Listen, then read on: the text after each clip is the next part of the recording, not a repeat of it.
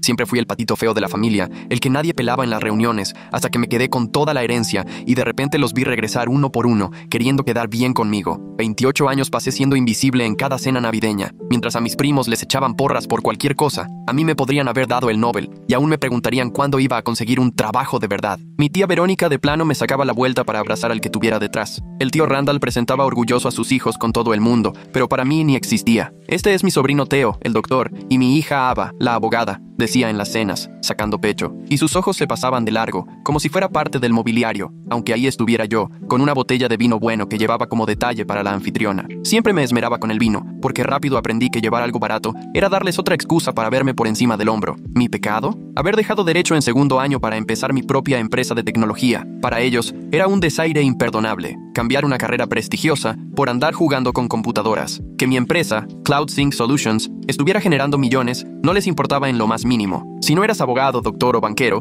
simplemente no contabas en esa jerarquía tan cuadrada que se inventaron. Quinn anda en una etapa, decía mi mamá cuando preguntaban por mí en las reuniones. Ya entrará en razón y terminará la carrera. Eso, 7 años después de que firmé mi primer contrato millonario. Dejé de buscar su aprobación en cuanto terminé la universidad. Me aventé una maestría en computación mientras trabajaba de sol a sol, sacando puro 10 a pesar de jornadas de 60 horas entre la empresa y la escuela. Cuando les compartí la foto de mi graduación en el chat familiar, nadie dijo nada. 3 días de completo silencio. Pero cuando mi primo Finn lo ascendieron a subgerente en una cafetería, un trabajo que pagaba $12 la hora, le llovieron las felicitaciones. Lo invitaron a cenas y hasta le regalaron un reloj de oro por el gran logro. No es que no lo notara. Para ese entonces, yo ya era jefe de 15 personas. En las cenas navideñas me seguían sentando en la mesa de los niños, aunque tenía 28, y era mayor que media mesa de adultos. Siempre entre mi primo de 7 y la sillita de bebé. En las bodas ni siquiera salía en las fotos familiares. De verdad me pedían que me quitara para tomar solo las de la familia, como si de pronto mi ADN no contara. ¿Nos tomas una foto?, me decían, dándome el celular como si fuera el fotógrafo. Y en las pláticas, hablaban como si yo no estuviera,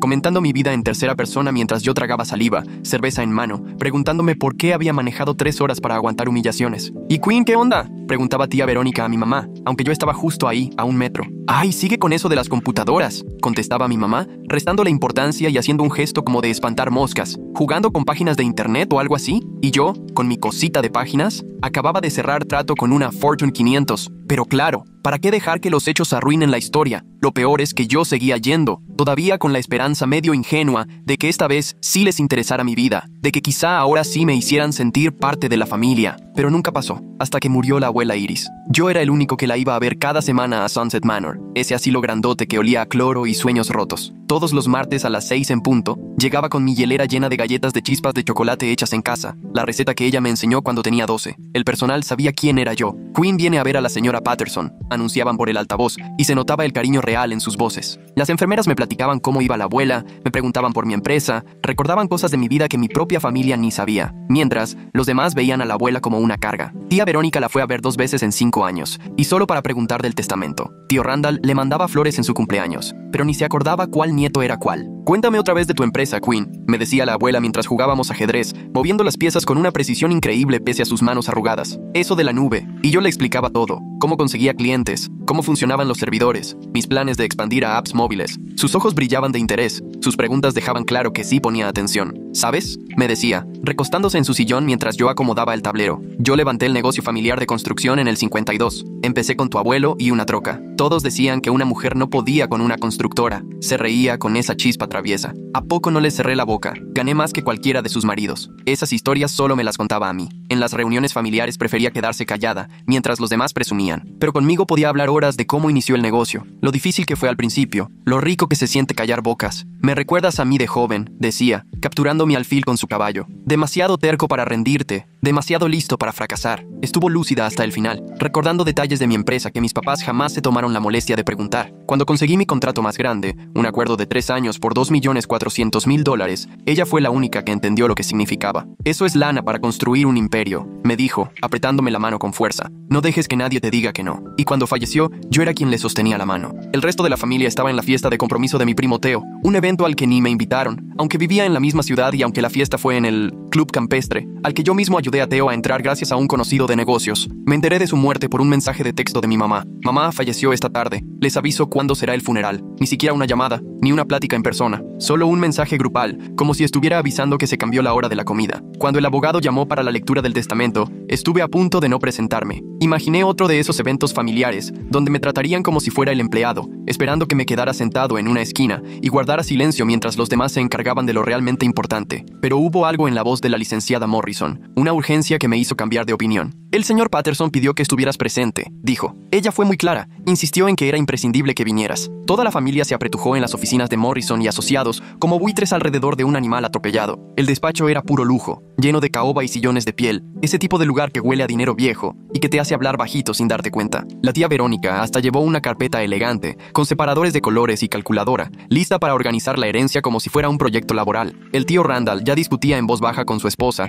sobre los impuestos de las propiedades, debatiendo si vender la mansión de inmediato o mejor rentarla para tener una entrada fija. La prima Ava revisaba su celular buscando BMWs y Mercedes, guardando fotos como si el enganche ya estuviera en su bolsa. Todos estaban seguros de que la abuela Iris iba a repartir la herencia en partes iguales, entre hijos y nietos. El patrimonio sumaba casi $20 millones, la mansión victoriana más de 2, portafolios de inversión de más de 4, la constructora familiar arriba de 12. Aunque lo repartieran entre 12, todos saldrían de ahí millonarios. Yo estaba en una esquina, invisible como siempre, viendo cómo se repartían un dinero que todavía ni era suyo, pretendiendo sentir afecto por la mujer que tuvo que morirse para que eso fuera posible. La licenciada Morrison aclaró la garganta y comenzó a leer con ese tono de quien lo ha hecho 1000 veces. Yo, Iris Elizabeth Patterson, en pleno uso de mis capacidades, declaro que este es mi último testamento. Siguió el típico lenguaje legal, revocación de testamentos anteriores, nombramiento de albacea, lo de siempre, puro trámite que hace ricos a los abogados y pobres a las familias. Y luego vino lo bueno. A mi querida familia, les dejo exactamente lo que me dieron en mis últimos años. Un silencio incómodo llenó la sala. La tía Verónica dejó de escribir. El tío Randall alzó la vista de sus cuentas. A mi hija Verónica, que me visitó 2 veces en 5 años y olvidó mis últimos 3 cumpleaños, le dejo mi decepción y mis mejores deseos para el futuro. El silencio era tan profundo que se escuchaba el aire acondicionado y el tecleo de la secretaria en la oficina de al lado. El rostro de la tía Verónica parecía de papel. Esto debe ser un error, murmuró. La licenciada Morrison siguió leyendo como si nada. A mi hijo Randall, que mandó flores una vez al año pero ni siquiera recuerda quiénes son sus nietos cuando hablamos, le dejo mi tristeza por sus decisiones y la esperanza de que algún día valore la presencia más que los regalos. El tío Randall quiso decir algo, pero Morrison le hizo una seña para que se callara. A mis nietos, Theo, Ava, Finn y los demás que adoptaron las prioridades de sus papás, les dejo exactamente la misma atención y cariño que me mostraron. O sea, ninguno. Ahora sí, el silencio era brutal. Más de uno se quedó con la boca abierta. A mi nieto Quinn, que me tomaba la mano cada martes desde hace 6 años, que me celebró los cumpleaños con galletas caseras, que escuchó mis historias y compartió sus sueños, el único que realmente me conoció y no solo vio una cuenta de banco. Le dejo todo lo demás. Sentí que el piso se me iba. Todo lo demás significaba la mansión, los portafolios, la constructora, todo lo que llevaban 1 hora repartiendo en su cabeza. Además, continuó la licenciada, he dejado cartas personales para los miembros de la familia que se entregarán a mi criterio. Me pasó un sobre grueso que decía, solo para los ojos de Quinn, con la letra de mi abuela Iris, inconfundible. Abrí la nota y me temblaban las manos. Mi querido Quinn, si estás leyendo esto, es porque el funeral ya pasó y los buitres se están peleando mis huesos. Seguro están sorprendidos con mis decisiones, pero tú no deberías. Llevo 93 años observando esta familia y tengo clarísimo quién es quién. Tú fuiste el único que me vio como persona y no como un cajero automático. Mientras ellos solo pensaban en dinero, tú veías a tu abuela. Mientras ellos echaban cuentas, tú me llevabas galletas y me preguntabas de mi infancia. Ahora van a quererse aprovechar de ti. Intentarán manipularte, hacerte sentir culpable, llorar frente a ti. Dirán que la familia es lo más importante, aunque no lo hayan demostrado.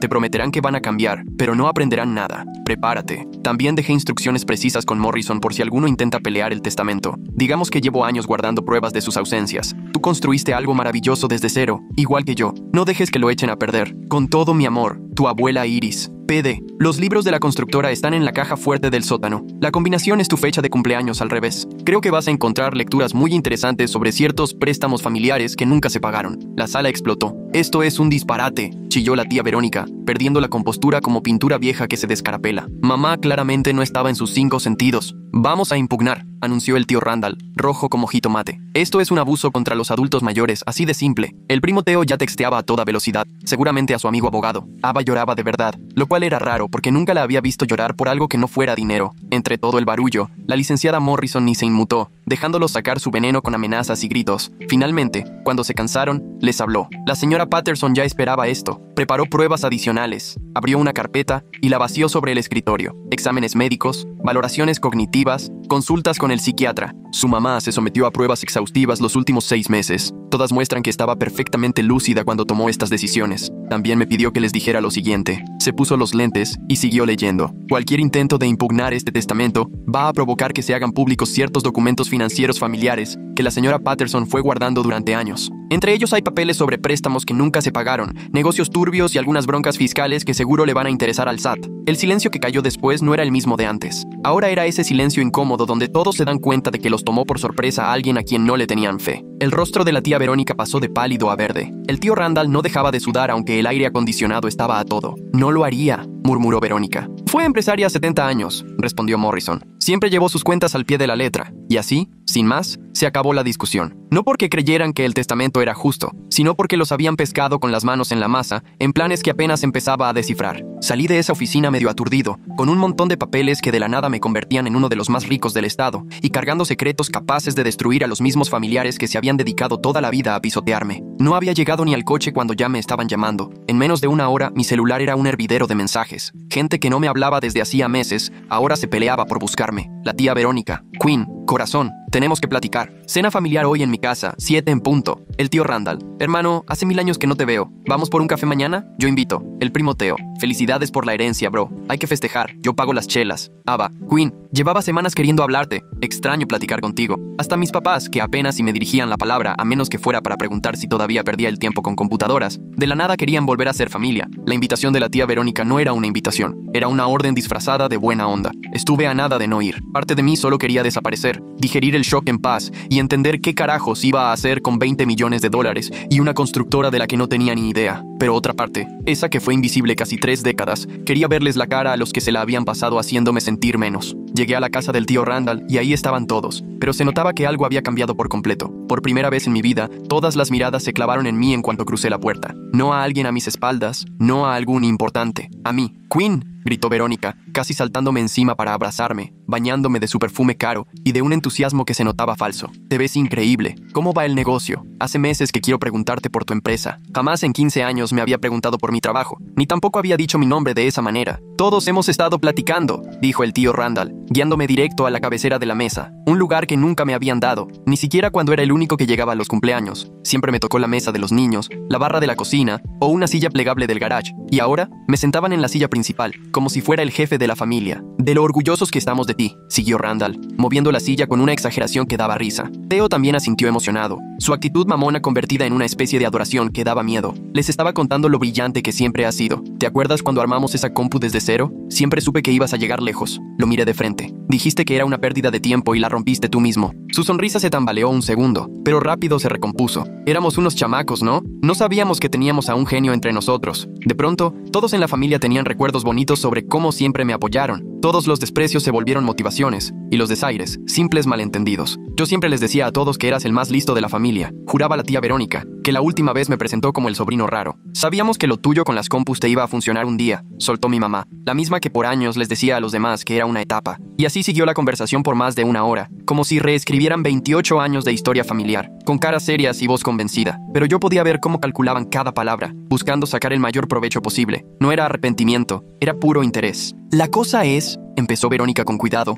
dejando su copa y haciéndose la preocupada. Nos da miedo que manejes tanta lana tú solo. Es una carga enorme, abrumadora, secundó Randall. Ese dinero te puede cambiar la vida, pero hay que saber usarlo. Queremos apoyarte, sumó Theo. La familia tiene que estar unida, sobre todo en momentos así. La prima Ava, que apenas si había hablado, sacó una carpeta que ya traía lista. Igual y podemos hacer un fideicomiso familiar, sugirió, esparciendo papeles en la mesa. Juntamos la herencia para beneficio de todos. Compartimos la responsabilidad y las ganancias. Ahí estaba la verdadera razón de la reunión. Se la pasaron toda la tarde con abogados y contadores, viendo cómo meterse en el dinero que era mío por derecho. Lo del fideicomiso seguro fue idea de Randall, que siempre ha sabido cómo disfrazar sus intereses de generosidad. La abuela Iris hubiera querido que compartiéramos, dijo Verónica, poniendo voz de telenovela. Siempre creyó en la familia. No querría que esto nos separara, agregó Randall. La sangre es más espesa que el agua. Estuve a punto de soltar la carcajada. Justo ellos, que ignoraron a su madre años, Ahora juraban saber lo que ella hubiera querido. Tienen razón, dije al fin. El dinero no debería separar a la familia. Sus caras se iluminaron. Ya se veían ganadores. De hecho, seguí. Esta semana he aprendido mucho sobre lo que significa familia. Saqué el celular y abrí mi app de notas de voz, esa que llevo usando años para grabar conversaciones, al principio solo para repasar y entender por qué no encajaba en situaciones sociales. Resulta que no era yo el del problema. Por ejemplo, me enteré de que la tía Verónica me llamó fracasado que vive en el sótano y nunca va a lograr nada, la Navidad pasada. ¿Quieren escuchar la grabación? Se le fue el color de la cara y la copa de vino se le resbaló de la mano, haciéndose pedazos en el piso de madera. O la teoría del tío Randall, de que seguro soy autista porque no entiendo las indirectas y no capto las señales sociales. Esa también la tengo. Empezó a tartamudear, perdiendo por completo esa seguridad que siempre presume, como si se deshiciera ante mis ojos. Mi favorita es la de la prima Ava explicándole a sus amigas de la universidad por qué no me mete en las fotos familiares, que no quiere que la relacionen con vergüenzas y que mi cara podría arruinarle su imagen en redes sociales. Llevo años grabando lo que se dice en la familia, al principio solo para entender en qué estaba fallando, por qué no podía conectar con la gente que, se supone, debería quererme sin condiciones. Las grabaciones lo dejaron clarísimo. El problema nunca fui yo, siempre fueron ellos. Queen, por favor, empezó Verónica, pero levanté la mano para callarla. Déjenme ponerles mi fragmento favorito, dije mientras buscaba entre meses de audios. Esto es de la cena de Pascua de este año. A lo mejor te acuerdas, Verónica, que le estabas diciendo a mi mamá por qué ya ni debería invitarme a las reuniones familiares. Puse play. La voz de Verónica llenó el cuarto, clarita desde mi celular. Es que es tan incómodo y, la verdad, medio patético. Todavía jugando con computadoras a su edad, Theo es doctor, Ava es abogada, Finn ya va subiendo en la empresa. ¿Y Queen? ¿Qué tiene de qué presumir? Un negocio de páginas web que ni va a despegar. Verónica parecía querer desaparecer. Pero aquí viene lo mejor, seguí mientras adelantaba el audio. Ahora hablaba el tío Randall. Ese chavo está en la luna si cree que lo de las computadoras es una carrera de verdad. Cuando se baje a la realidad, igual le consigo chamba en la construcción. El trabajo pesado seguro le enseña humildad. El silencio en la sala era tan denso que se podía cortar con un cuchillo. Durante 6 años, bajé la voz. Vi a la abuela Iris preguntar por ustedes. Cada martes, a la hora de la cena, volteaba a la puerta esperando que alguno llegara. Guardaba recortes de periódico con sus logros, queriendo sentirse cerca de su familia. El primo Theo no hallaba cómo sentarse. Me pedía que le enseñara sus fotos de Facebook en mi celular porque los extrañaba. Se preocupaba de haber hecho algo mal. Pensaba que tal vez había fallado como abuela. Me levanté de ese lugar en la cabecera, ese asiento simbólico que me dieron solo para manipularme. Yo le decía que estaban ocupados. Seguí. Les inventaba pretextos porque no quería que se sintiera sola, pero ella lo sabía. Tenía 93 años. No era ninguna ingenua. Queen, por favor, repitió Verónica, pero la ignoré. Ella sabía que sus propios hijos solo la visitaron 2 veces en 5 años. Sabía que sus nietos ni se acordaban de su cumpleaños. Sabía que la única vez que llamaban era para preguntar por la herencia o para ver cuándo cambiaba el testamento. Caminé hacia la puerta y todos me miraban como si fuera un fantasma. ¿Quieren saber qué quería de verdad la abuela Iris? Que su familia la visitara, que la llamaran, que la recordaran en su cumpleaños y que trataran a su nieto, a mí, con tantita decencia. Nos equivocamos, soltó el tío Randall desesperado. Pero podemos cambiar. Somos familia. Tienes toda la razón, contesté, deteniéndome en la entrada. Somos familia, y les estoy dando justo lo que ustedes me dieron todos estos años. Los miré uno a uno directo a los ojos. Nada. Las consecuencias no se hicieron esperar. Primero vinieron las llamadas, luego los correos, después los abogados. Intentaron de todo para quedarse con la herencia. Empezaron con súplicas, mensajes llorosos sobre los lazos familiares y que todos merecen una segunda oportunidad. Luego vinieron los chantajes, acusándome de deshonrar la memoria de la abuela Iris por resentido. Cuando la manipulación emocional no funcionó, pasaron a los pleitos legales, queriendo impugnar el testamento y diciendo que la abuela Iris ya no estaba en sus 5 sentidos. Su caso se cayó en una semana, cuando mi abogado presentó 6 años de videos donde se veía clarito que la abuela estaba lúcida y con la mente bien puesta, grabaciones que le hice durante nuestras partidas de ajedrez y pláticas, cuando todavía solo quería guardar recuerdos con ella. Las grabaciones donde explicaba por qué los desheredó, desde luego, no les ayudaron en nada. La abuela fue clarísima y meticulosa al dejar sus razones. Queen fue el único que me trató como persona, no como cajero automático. Se ganó esta herencia con 6 años de cariño y atenciones de verdad. Los demás pueden buscarse la vida como él lo hizo. Después intentaron decir que la había manipulado, que la puse en contra de sus hijos. Pero esa excusa tampoco les sirvió cuando el personal del asilo declaró sobre mis visitas semanales y la ausencia total de la familia. El testimonio de la jefa de enfermeras fue contundente. En 6 años, el señor Queen nunca falló a su visita de los martes. La señora Patterson se emocionaba desde el lunes en la noche, preguntando si creíamos que Queen iba a traer galletas esa semana. Al resto de la familia, solo los veíamos 2 veces al año, casi siempre en Navidad o cuando necesitaban que firmara algo. 3 meses después de la lectura del testamento, los pleitos legales se acabaron. La herencia era, ahora sí, oficialmente mía. Ahí fue cuando empezaron las verdaderas consecuencias. La tía Verónica perdió su casa. Había vivido años por encima de sus posibilidades, llenando tarjetas y pidiendo préstamos contando amenazó con la herencia que nunca llegó. De pronto, todo le cayó encima. El aviso de embargo llegó en martes, justo el día que yo solía visitar a la abuela Iris. El restaurante del tío Randall fue el siguiente en caer. Se había expandido sin tener con qué responder, apostando a la herencia para cubrir deudas. Y sin ese colchón, el negocio tronó feo. La Secretaría de Salud encontró 1000 irregularidades en la última inspección, y hasta los periódicos locales publicaron su cierre con titulares como «Restaurante familiar sirve su última comida». El primo Teo tuvo que regresar a casa de sus papás después de que su compromiso se vino abajo. Resultó que su prometida estaba más interesada en el dinero familiar que en el sueldo de residente de pediatría. Cuando se enteró del testamento, devolvió el anillo y se fue a vivir con un cardiólogo de familia acomodada. La verdad, toda la familia llevaba años gastando como si ya tuvieran el dinero asegurado, apostando a la herencia para tapar todos sus problemas económicos. Sin ese dinero que tanto esperaban, todo su teatro se vino abajo de manera espectacular. Mis papás intentaron una última reconciliación, ya medio desesperados, 6 meses después. Llegaron a mi oficina, ese lugar moderno en el centro que renté, cuando al fin pude sacar mi empresa del garage de la casa, con los ojos llorosos y discursos súper ensayados sobre sanar a la familia. «Te queremos», soltó mi mamá con la voz entrecortada. Quién sabe si por emoción real o porque ya tenía bien practicada la manipulación. «El dinero no importa, solo queremos recuperar a nuestro hijo». «Qué bonito», contesté sin despegar la mirada de los papeles del reporte financiero sobre mi escritorio. ¿Y dónde estaba todo ese amor cuando me gradué? ¿Cuando arranqué mi negocio? ¿Cuando necesitaba apoyo en mi divorcio? Mi papá tosió y se acomodó la corbata como si fuera a dar una junta de trabajo. «No fuimos los mejores papás, Quinn, pero podemos empezar de nuevo. La familia es para siempre». «Eso es cierto», le respondí por fin viéndolo directo a los ojos. «Ustedes pueden empezar de nuevo, igual que yo cuando dejé de esperar nada de esta familia». Abrí el cajón y saqué un cheque que había preparado desde hacía semanas, porque sabía que este momento iba a llegar. «Esto es lo que gastaron en mis cumpleaños los últimos 10 años, en total», les dije, entregándoles un cheque de $500. «Considérenos a mano». Las caras que pusieron valían oro. Una mezcla de sorpresa, dolor y el claro entendimiento de que su hijo ya no era el mismo al que podían manipular como antes. Un año después, me encontré con mi prima Ava en una cafetería del centro. Se veía fatal, cansada, estresada, con ropa que ya había visto mejores épocas. Ya no tenía bolsas de diseñador ni las uñas impecables. Estaba trabajando en 3 chambas para pagar las deudas de las tarjetas y vivía en un estudio que le costaba más de lo que podía pagar. «Quinn», me dijo bajito cuando me vio en la fila, «sé que no tengo cara para pedirte esto, pero ¿podemos platicar? O sea, de verdad». Me quedé viendo su cara, buscando ese gesto frío y calculador que siempre traía la familia, pero por primera vez vi algo diferente, un arrepentimiento real. «He pensado mucho en lo que me dijiste esa noche», siguió, casi susurrando, «sobre cómo te tratamos y cómo tratamos a la abuela Iris. Tenías razón en todo». Y empezó a llorar, pero no era el llanto fingido que echó cuando leyeron el testamento, sino un llanto de verdad, de esos feos que hacen voltear a la gente. «He estado tan enojada contigo por no compartir la herencia», reconoció, «pero la neta es que estoy enojada conmigo misma. Todos lo estamos. Sabíamos que no te tratábamos bien y aún así lo hicimos». «¿Por qué?», pregunté, de verdad curioso después de tantos años. «Porque era más fácil que aceptar que estábamos celosos», me dijo limpiándose la nariz con una servilleta. «Tú siempre fuiste la más lista, la más dedicada, la más auténtica. Tú sí construiste algo propio mientras nosotros nos recargábamos en lo de la familia, y en vez de celebrarte, te castigamos». Por primera vez, un familiar estaba asumiendo la culpa sin pretextos ni tratar de bajarle el peso a lo que hizo, nomás la pura verdad, directa y honesta. «No espero que me perdones», agregó, «y no te vengo a pedir dinero. Solo quería que supieras que algunos ya entendimos lo que perdimos». Le invité el café, nada del otro mundo, pero se sintió importante.